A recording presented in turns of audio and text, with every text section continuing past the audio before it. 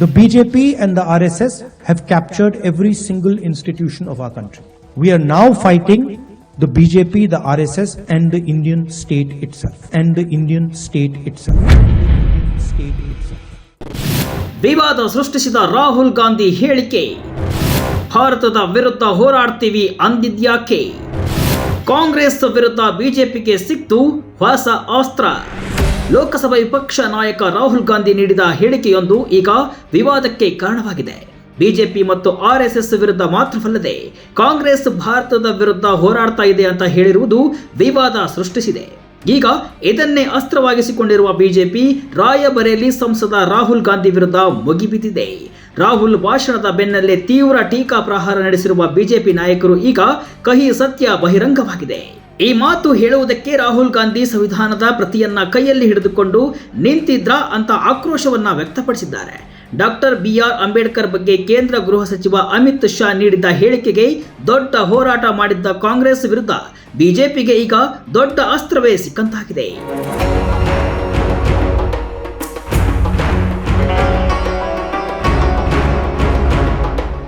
ಹೌದು, ರಾಹುಲ್ ಗಾಂಧಿ ಬುಧವಾರ ಕಾಂಗ್ರೆಸ್ನ ನೂತನ ಕಚೇರಿ ಉದ್ಘಾಟನೆ ಸಮಾರಂಭದಲ್ಲಿ ಭಾಷಣ ಮಾಡುವಾಗ ಬಿಜೆಪಿ ಆರ್ಎಸ್ಎಸ್ ವಿರುದ್ಧ ವಾಗ್ದಾಳಿಯನ್ನ ನಡೆಸಿದ್ರು.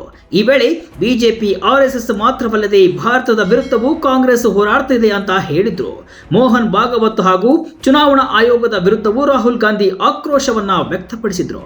ಆದರೆ ಇದರ ನಡುವೆಯೇ ಬಿಜೆಪಿ ಮತ್ತು ಆರ್ಎಸ್ಎಸ್ ಮಾತ್ರವಲ್ಲದೆ ಭಾರತದ ವಿರುದ್ಧವೂ ಹೋರಾಡುತ್ತೇವೆ ಅಂದಿರುವುದು ವಿವಾದಕ್ಕೆ ಕಾರಣವಾಗಿದೆ.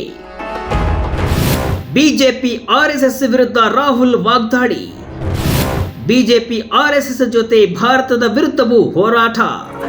ರಾಹುಲ್ ಗಾಂಧಿ ತಮ್ಮ ಭಾಷಣದಲ್ಲಿ ನಮ್ಮ ಮತ್ತು ಆರ್ಎಸ್ಎಸ್ ಸಿದ್ಧಾಂತ ಸಾವಿರಾರು ವರ್ಷಗಳಷ್ಟು ಹಳೆಯದು. ಸಾವಿರಾರು ವರ್ಷಗಳಿಂದ ಆರ್ಎಸ್ಎಸ್ನ ಸಿದ್ಧಾಂತದ ವಿರುದ್ಧ ಹೋರಾಡುತ್ತಿದ್ದೇವೆ.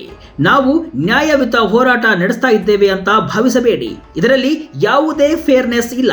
ನಾವು ಬಿಜೆಪಿ ಅಥವಾ ಆರ್ಎಸ್ಎಸ್ ಎಂಬ ರಾಜಕೀಯ ಸಂಘಟನೆಯೊಂದಿಗೆ ಹೋರಾಟ ಮಾಡ್ತಿದ್ದೇವೆ ಅಂತ ನೀವು ಭಾವಿಸಿದ್ರೆ ಏನು ನಡೆಯುತ್ತಿದೆ ಅಂತ ನಿಮಗೆ ಅರ್ಥವಾಗಿಲ್ಲ. ಬಿಜೆಪಿ ಮತ್ತು ಆರ್ಎಸ್ಎಸ್ ನಮ್ಮ ದೇಶದ ಪ್ರತಿಯೊಂದು ಸಂಸ್ಥೆಯನ್ನ ವಶಪಡಿಸಿಕೊಂಡಿವೆ. ನಾವು ಈಗ ಬಿಜೆಪಿ, ಆರ್ಎಸ್ಎಸ್ ಮತ್ತು ಭಾರತದ ವಿರುದ್ಧ ಹೋರಾಡುತ್ತಿದ್ದೇವೆ ಅಂತ ಹೇಳಿದ್ರು. That do not think that we are fighting a fair fight. There is no fairness in this. If you believe that we are fighting a political organization called the BJP, that we are fighting a political organization called the RSS, you have not understood what is going on. The BJP and the RSS have captured every single institution of our country. We are now fighting the BJP, the RSS and the Indian state itself. ಇದೇ ವೇಳೆ ಪ್ರಧಾನಿ ನರೇಂದ್ರ ಮೋದಿ ಅವರ ವಿರುದ್ಧ ಕೂಡ ರಾಹುಲ್ ಗಾಂಧಿ ವಾಗ್ದಾಳಿಯನ್ನ ನಡೆಸಿದ್ದಾರೆ. ದಲಿತರು, ಅಲ್ಪಸಂಖ್ಯಾತರು, ಹಿಂದುಳಿದ ಜಾತಿಗಳು ಮತ್ತು ಬುಡಕಟ್ಟು ಜನಾಂಗದವರ ಬಾಯಿ ಮುಚ್ಚಿಸುವ ಮೂಲಕ ದೇಶದ ಧ್ವನಿಯನ್ನ ಹತ್ತಿಕ್ಕುತ್ತಿದ್ದಾರೆ ಅಂತ ಕಿಡಿಕಾರಿದ್ರು. ರಾಹುಲ್ ಗಾಂಧಿ ಭಾಷಣದ ಬೆನ್ನಲ್ಲೇ ಬಿಜೆಪಿ ನಾಯಕರು ಮುಗಿಬಿದ್ದಿದ್ದು ಕಾಂಗ್ರೆಸ್ ನಾಯಕನ ವಿರುದ್ಧ ಶಾರ್ಪ್ ಅಟ್ಯಾಕ್ ಮಾಡಿದ್ದಾರೆ. ಕೇಂದ್ರ ಸಚಿವ ಬಿಜೆಪಿ ರಾಷ್ಟ್ರಾಧ್ಯಕ್ಷ JP ನಡ್ಡಾ ಮತ್ತು ಕೇಂದ್ರ ವಿತ್ತ ಸಚಿವೆ ನಿರ್ಮಲಾ ಸೀತಾರಾಮನ್ ವಾಗ್ದಾಳಿ ನಡೆಸಿದ್ದಾರೆ. ಕಾಂಗ್ರೆಸ್ನ ಕಹಿ ಸತ್ಯ, ಅದರ ನಿಲುವು ಅದರದ್ದೇ ನಾಯಕನಿಂದ ಬಹಿರಂಗವಾಗಿದೆ. ಇದೇನು ಈಗ ರಹಸ್ಯ ಅಲ್ಲ ಅಂತ ಹೇಳಿದ್ದಾರೆ. ಕಹಿ ಸತ್ಯ ಬಯಲಾಗಿದೆ ಎಂದ JP ನಡ್ಡಾ. ಅರ್ಬನ್ ನಕ್ಸಲರ ಜೊತೆ ರಾಹುಲ್ಗೆ ಸಂಪರ್ಕ. ಬಿಜೆಪಿ ರಾಷ್ಟ್ರಾಧ್ಯಕ್ಷ JP ನಡ್ಡಾ ಎಕ್ಸ್ ಪೋಸ್ಟ್ ಮಾಡಿದ್ದು, ರಾಹುಲ್ ಗಾಂಧಿ ಮತ್ತು ಅವರ ಸುತ್ತಲಿನ ಪರಿಸರ ಭಾರತವನ್ನ ಕೆಣಕಲು, ಕೀಳಾಗಿ ಕಾಣಲು ಮತ್ತು ಅಪಖ್ಯಾತಿಗೊಳಿಸಲು ಬಯಸುವ ಅರ್ಬನ್ ನಕ್ಸಲರು ಮತ್ತು ಡೀಪ್ ಸ್ಟೇಟ್ನೊಂದಿಗೆ ನಿಕಟ ಸಂಪರ್ಕ ಹೊಂದಿದೆ ಎಂಬುದು ಈಗ ರಹಸ್ಯವಾಗಿ ಉಳಿದಿಲ್ಲ. ಈ ನಂಬಿಕೆಯನ್ನ ರಾಹುಲ್ ಗಾಂಧಿ ಅವರ ಪುನರಾವರ್ತಿತ ನಡವಳಿಕೆಗಳು ಬಲಪಡಿಸಿವೆ. ಅವರು ಇದುವರೆಗೂ ಮಾಡಿರುವ ಕೆಲಸಗಳು ಅಥವಾ ಹೇಳಿರುವ ಹೇಳಿಕೆಗಳು ಎಲ್ಲವೂ ಭಾರತವನ್ನ ಒಡೆಯುವ ಮತ್ತು ನಮ್ಮ ಸಮಾಜವನ್ನ ವಿಭಜಿಸುವ ದಿಕ್ಕಿನಲ್ಲಿದೆ ಅಂತ ಹೇಳಿದ್ದಾರೆ.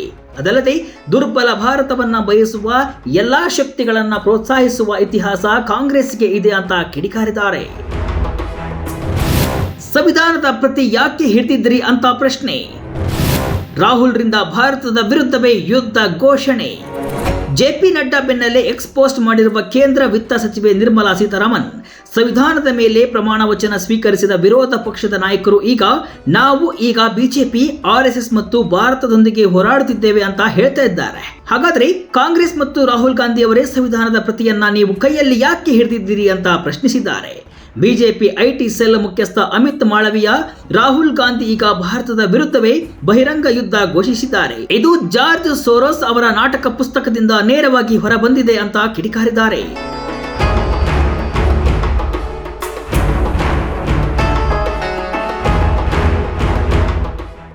ಒಟ್ಟಿನಲ್ಲಿ ರಾಜ್ಯಸಭೆಯಲ್ಲಿ ಡಾಕ್ಟರ್ BR ಅಂಬೇಡ್ಕರ್ ಅವರ ಬಗ್ಗೆ ಕೇಂದ್ರ ಗೃಹ ಸಚಿವ ಅಮಿತ್ ಶಾ ನೀಡಿದ್ದ ಹೇಳಿಕೆಯ ವಿರುದ್ಧ ದೊಡ್ಡ ಹೋರಾಟ ನಡೆಸಿದ್ದ ಕಾಂಗ್ರೆಸ್ ವಿರುದ್ಧ ಬಿಜೆಪಿಗೆ ಈಗ ಅಸ್ತ್ರ ಸಿಕ್ಕಂತಾಗಿದೆ. ರಾಹುಲ್ ಗಾಂಧಿ ವಿರುದ್ಧ ದೊಡ್ಡದಾಗಿ ಜನಾಭಿಪ್ರಾಯ ರೂಪಿಸಲು ಬಿಜೆಪಿ ಮುಂದಾಗಿದೆ. ಇದಕ್ಕೆ ಕಾಂಗ್ರೆಸ್ ಯಾವ ರೀತಿ ತಿರುಗೇಟು ನೀಡುತ್ತೆ ಎಂಬುದನ್ನು ಕಾದು ನೋಡಬೇಕು.